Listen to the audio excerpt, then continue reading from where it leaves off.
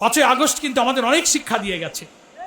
সংখ্যাগরিষ্ঠতা, ক্ষমতার দাম্ভিকতা, অহংকার, কর্তৃত্ববাদী মনোভাবের কি পরিণতি হয় 5ই আগস্ট সকলকে শিক্ষা দিয়ে গেছে। এজন্য ব্যস্ত হওয়ার দরকার নাই। নির্বাচিত সরকার, নির্বাচিত প্রতিনিধিরাই দেশ চালাবে। প্রশাসনিক পরিবর্তন আপনি করতেই পারেন, কিন্তু একটা সরকার গঠন হয়েছে, পার্লামেন্টের সেশনে আসেন। জুলাই সনদকে আপনি এড়িয়ে যাচ্ছেন, যে জুলাই সনদে বিএনপি সহ আমরা সবাই স্বাক্ষর করেছি। জুলাই চার্টারের দক্ষিণ প্লাজায় যে স্বাক্ষরটা করা হয়েছে, ওই সনদে খুলে দেখবেন স্বাক্ষর করেছেন এবং আমরা যে অঙ্গীকার করেছি 1, 2, 3 করে যে পয়েন্টগুলো আছে, তার 2 এবং 3 নম্বর পয়েন্টে পরিষ্কার বলা আছে, আমরা স্বাক্ষরকারী দলগুলো জুলাই সনদে ঐক্যমত হওয়া সংস্কারের সব প্রস্তাবগুলো আমরা বাস্তবায়নের জন্য অঙ্গীকার করলাম।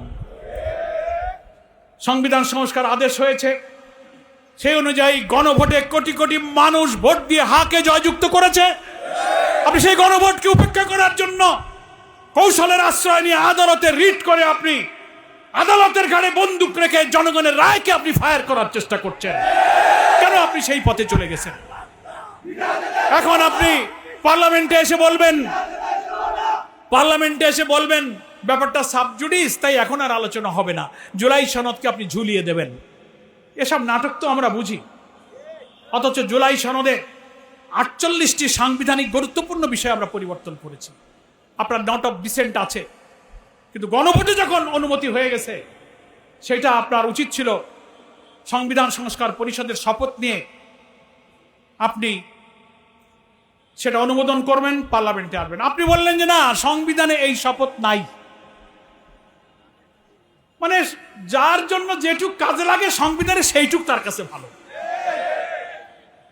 সংবিধানে শপথ নাই, সংবিধানে কি নির্বাচনটা ছিল? সংবিধানে অন্তর্বর্তীকালীন সরকার ছিল?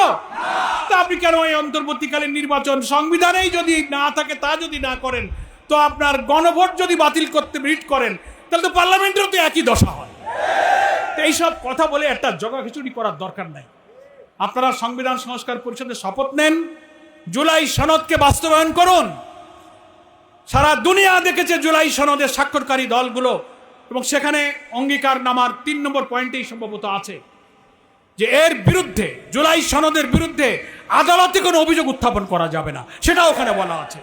অথচ আপনারা পরোক্ষভাবে আদালতকে এবং একটা পার্টিকে লাগিয়ে দিয়ে আপনারা সেই খেলা খেলে আপনারা এই জুলাই সনদটাকে ঝুলিয়ে দিতে চাচ্ছেন।